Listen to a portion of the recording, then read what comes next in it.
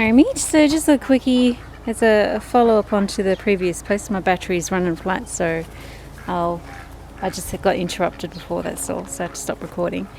Had someone drop over.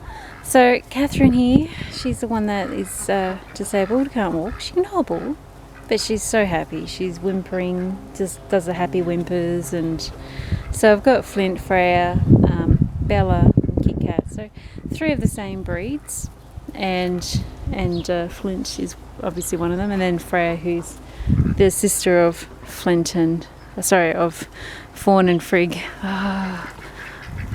Bloody sparrow in the run.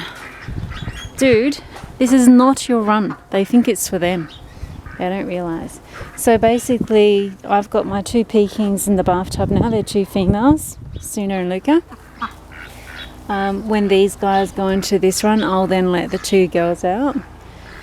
And so Suna's head's a little extra swollen, so she needs total time out. So I will say one thing, when it comes to the brothers, I can have Suna and Luca with them and they're fine. The only reason why I've actually been pulling Suna from the 2 boys is because when they are on her, because of her disabled leg, we've been trying to get the swelling down. And when they're on her, it can actually aggravate the swelling. It does make the swelling go up sometimes. So that's why, and I've tried to have her with Flint, but Flint he causes injury or damage to the feathers on her head and neck. So poor girl, she can't have her leg and her head feathers going all crazy like that at the same time. It's not fair. So so basically I'll be making one long run, another one, to replace this, and there's going to be a few evolutions of it which I'll share when I do it, but this will become 2. And basically I'm going to use one for the chook house, making one of these into a chook house again, so it's a bit bigger, and the outhouse will be inside it as well, so it's better protection in winter. And then one of these I'm actually either going to probably put over a pool so they can have a lock-in pool with cover and shelter, and then I'll end up with a spare, which I'm most likely going to put on an island over there.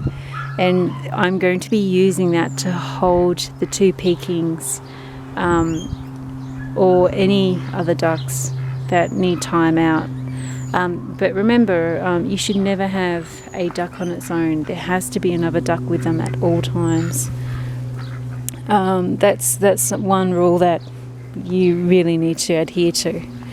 Unless they're unless they're in a critical condition where they're unable to stand or walk, because they're basically critical. But even then, they still need to hear that there's ducks nearby. They need that. Otherwise, they really do go downhill quickly. Hello, kitty cat. Are you having fun, honey? Oh, look at you, such a puffy thing. You're such fuzzy wuzzies. There's a fuzzy wuzzy. Flint is having absolute fun time. Yeah, so basically now I'm just doing a rotation of who gets to be out here, foraging and playing in the garden beds sort of thing. And then they go into their individual runs. They really do love their runs. They love it. They really do. And I'll go into their setup at another time. But this is just something I really wanted to home in at the end of the year. I don't want to see people, excuse me.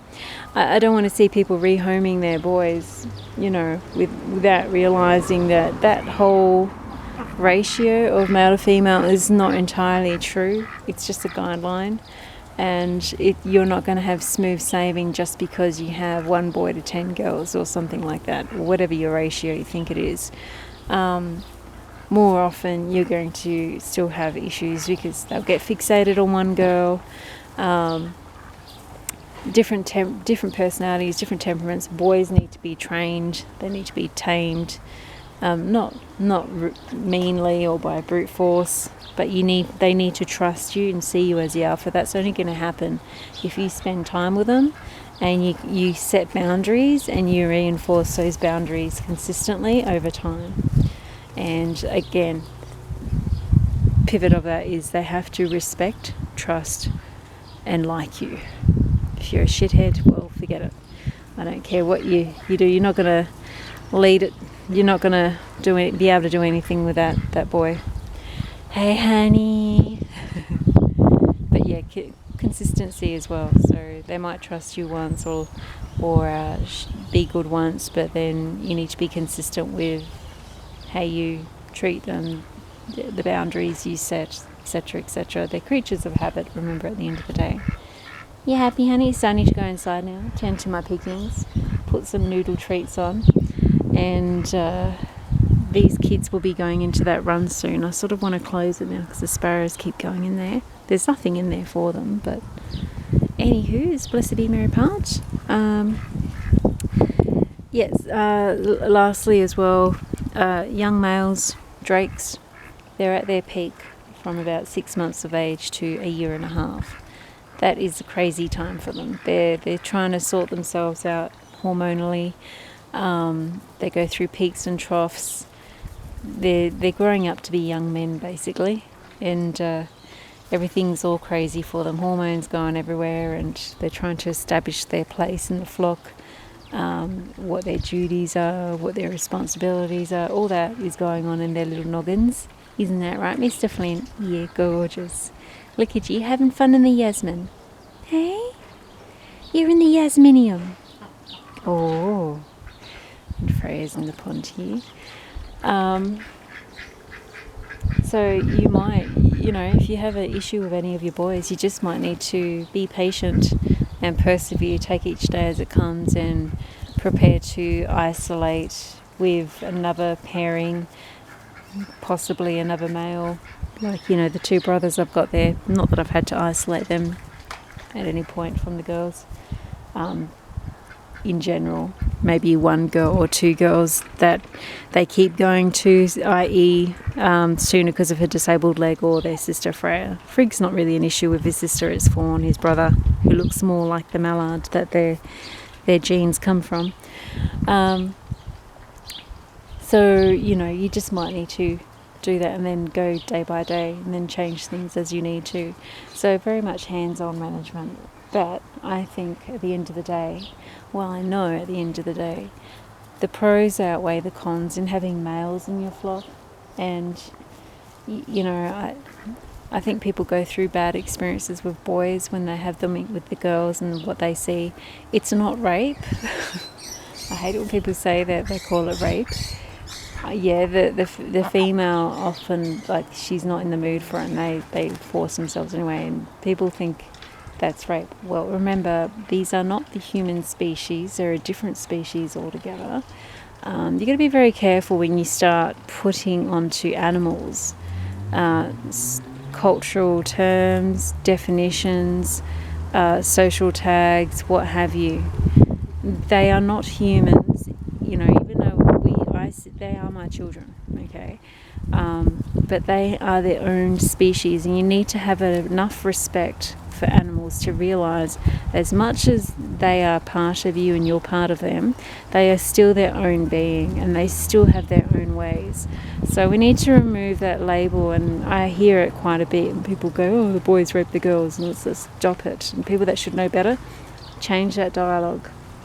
Just change that dialogue, because we end up with a situation where boys are dumped or abused and hurt, like poor Flint. He's just gorgeous, and that's not good for them. It's horrible. They're so beautiful, the boys, but it's also not good for wildlife too, or any other females that get dumped. And it needs to stop somewhere. So stop using that rape terminology. These are male ducks.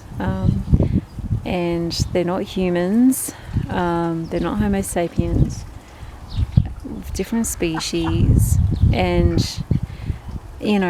just change that language. I just call it surfing.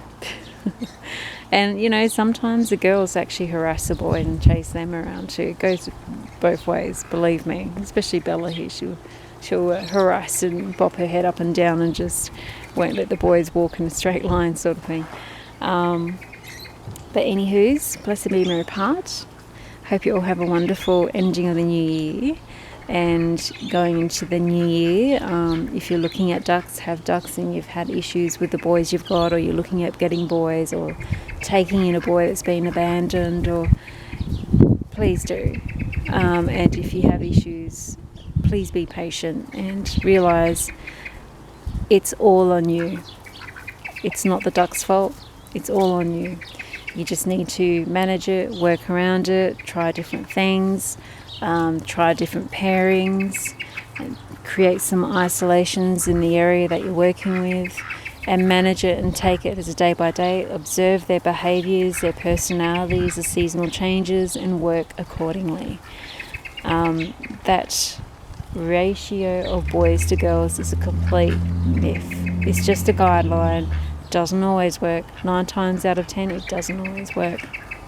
Alright, blessed be and merry part. Nookies.